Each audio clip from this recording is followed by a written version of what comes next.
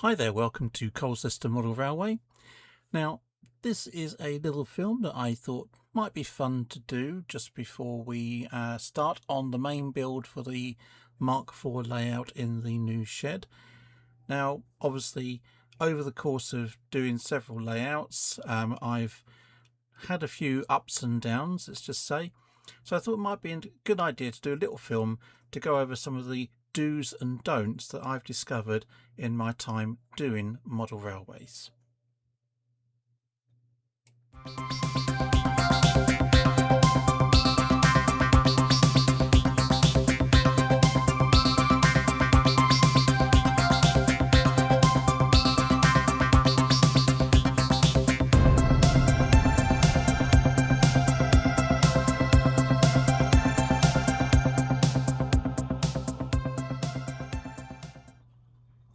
This is where I think a lot of people come unstuck when they first start doing a model railway.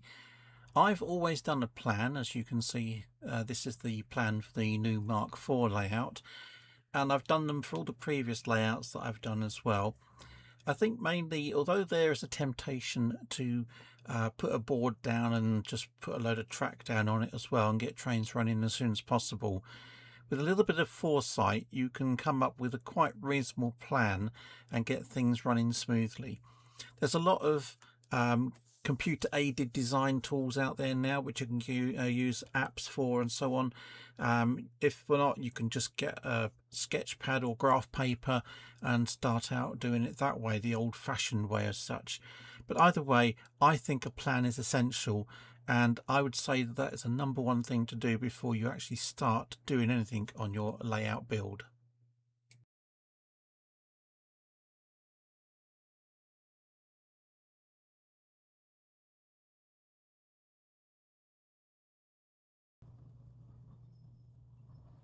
Again, this is something that can be quite easily overlooked. Now, I've always used Sundealer Hobby Board as my main layout board surface. I've never had a problem with it, although I did make a very bad mistake on the Mark III layout. It's a rookie error. I didn't put enough support underneath it. So whatever you're using, whether it's plywood, Sundealer or some other board surface, I would say you need to make sure you have a sufficient framework underneath it as well, supporting all of the gaps and avoid any problems later on.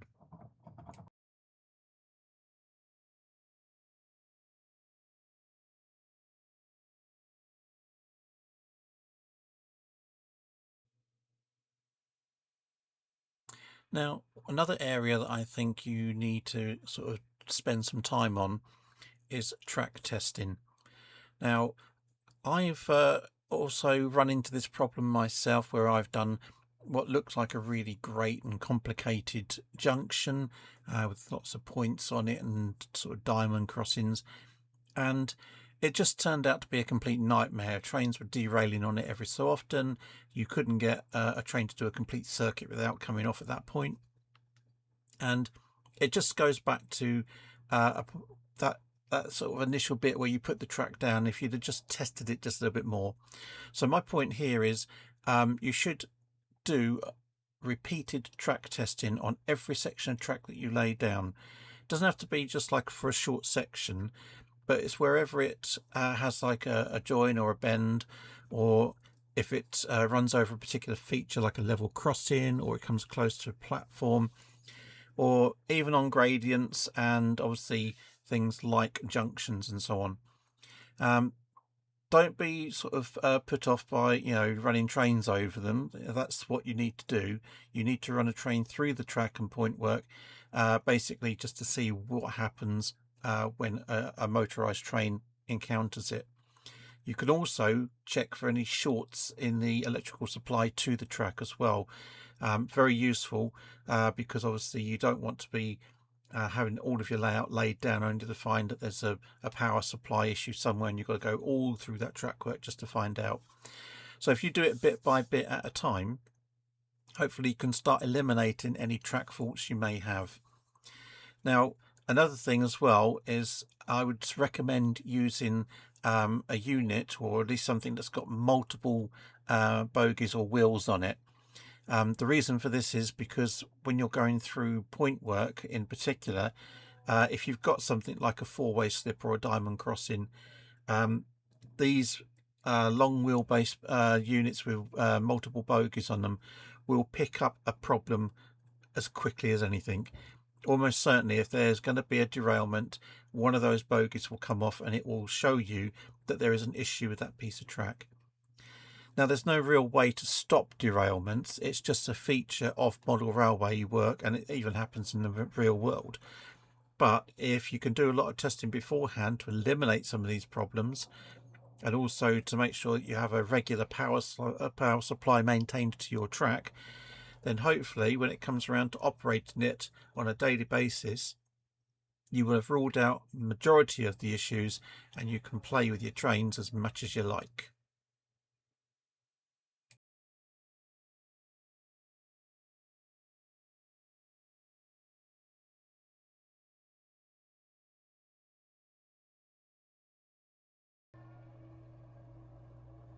Now, I brought this subject up once before in another video, but I think it's a very important one because when people design layouts, and I've seen it quite a lot even on exhibition layouts as well, they seem to sort of neglect the roads. Now, you have to try and have a rule in mind in your head that the roads came first. If you have that kind of belief and mentality, then you have to build your railway around it. And believe me, your railway will actually look a lot more realistic if you take into account that the roads were already there and that they have a definite to and from point, just like your railways would have. So don't forget to include your roads.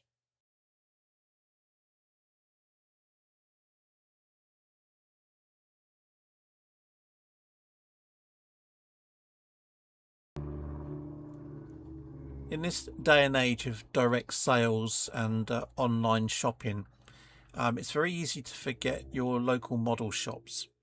Now, I would say you need to support your local model shops. I'm just showing a handful of them on the screen at the moment. There are obviously various ones around the country, but they are in need of your support. They do need business, and without them, there's a lot of outlets there where manufacturers can provide goods. The shop owners themselves can provide information and support, and basically they are a much needed commodity, not just for the modelers but also for the communities that they are within. They bring business to a certain area, and that's a good thing. So support your model shops.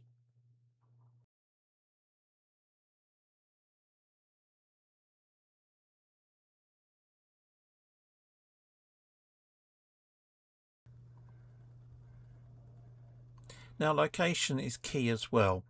Now, for Colcester, I have had the last two locations in a shed, and the Mark IV layout will be in this new shed as well. I have previously had layouts in a room, and I've also had one in the garage as well, but a shed suits me best. So try and choose a location which suits your needs the best as well. Don't just go with any old sort of place where you think a layout will fit in. Is it necessarily the right place to have the layout? I would say you need to check obviously your rooms, your loft, garden space, sheds, garages, and see which one suits best first for the requirements for your layout.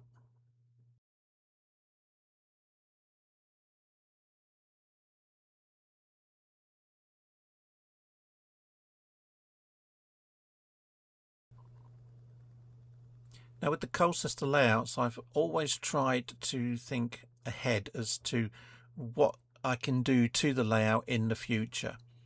So most of my layouts are planned with possible room for expansion. And by this, I mean not just like extending the boards and putting in new features and more track and so on, but by adding new things to the actual layout itself, in things like overhead catenary, more scenic features, a depot or something like that. Anything that will enhance the layout and its obviously future operation. So with the Mark IV layout in particular, obviously one of the key features is going to be the garden loops. So this was something that was already pre-planned into the layout. Another reason why it's important to do a plan. And I just feel it's very important that don't stifle yourself, plan for the future and keep something open as an option.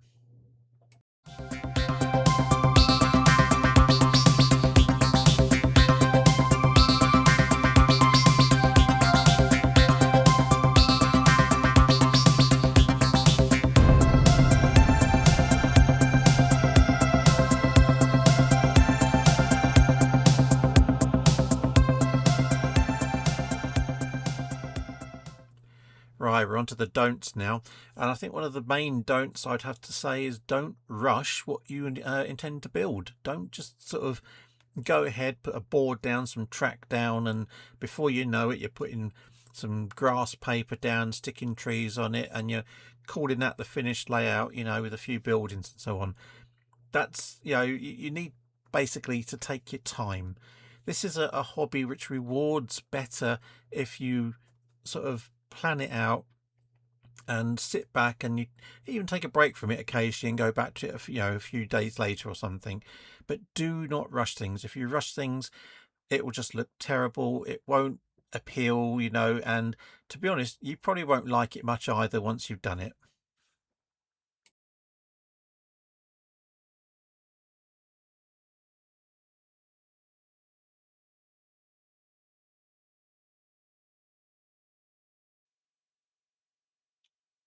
Now, this is something that I have seen time and time again, and I think it's also something that you need to really avoid doing.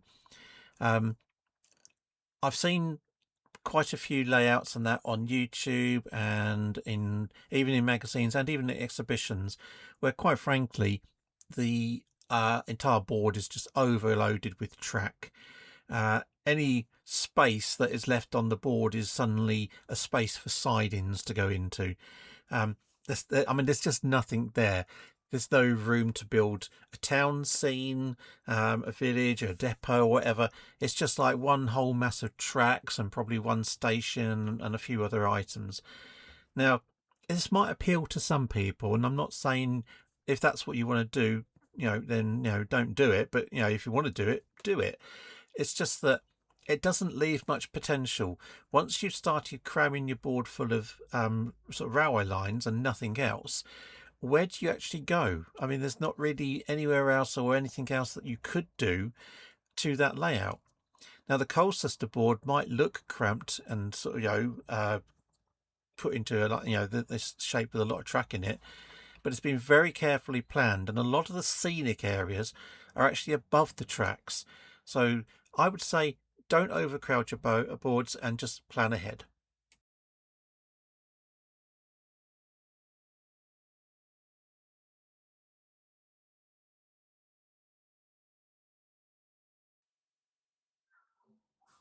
Now, unfortunately, in this day and age, thanks to the internet, we have a rather negative attitude now by some certain individuals online, which, to be frank, could actually stop a amateur hobbyist coming into the model railway scene right in their tracks, excuse the pun, and they might just give up completely and walk away from the hobby entirely. This is not something we really want. So I would say don't be discouraged by these online sort of trolls that want to sort of make out that they know better than you do. No one knows any better. Even these do's and don'ts don't necessarily mean you have to do what I'm saying, but what I would say is you could actually avoid a lot of this if you can go back to them and you can just say to them, like I've done, that your model railway is fictional, it's not based on anything, and therefore you can basically put on your layout whatever you want to put on it. This comes under the Rule 1 operation, which is a good one to adopt if that's what you want to do. So with Rule 1, you basically run what you like, when you like, and how you like it. And those trolls haven't got leg to stand on. They can't have an argument against that.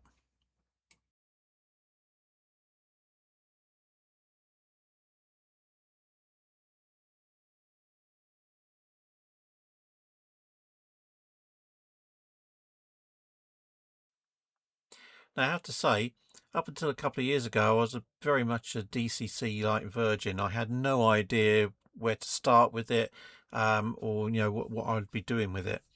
I started off with one of these basic Hornby controllers. You can get a more complicated version like this, but the basic one sort of got me on my path as to where I needed to go. And I've learnt an awful lot, obviously, using that basic controller. It is a little bit limited, but it gets you where you need to go to get started. I've now upgraded. I've got a slightly better controller, which you'll see in just a moment. But I would say don't be afraid about sort of dipping your toes into DCC. What it offers is, quite a bit. I mean, you've got all the sound features, you've got all the lighting features and so on. And there's even more things like working pantographs and so, that you can do with DCC, which are a little bit trickier to do, obviously, if you're working just with AC analog systems. So, as I said, I started off with a basic one, but I've now upgraded to this one, which I have, the GaugeMaster Digital Prodigy Express package. I've only really just had a look at it out of the box. I haven't really hooked it up to anything yet, but this will be the controller going forward for the Mark IV layout. And hopefully now with my expertise, I will be able to manage this and even be programming trains for once.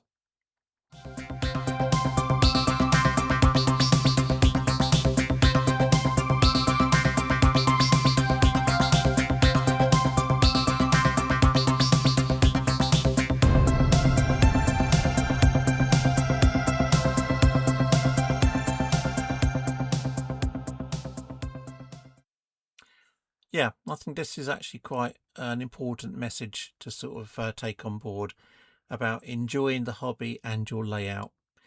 Now, as I said earlier, these do's and don'ts are not the be all and end all of everything, and I'm certainly not telling you that these are the hard and fast rules that you should be going by. Every layout is different to every person.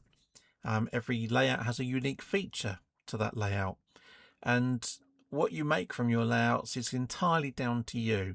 So you're going to have different things on your layout to what I'll have on mine, and vice versa.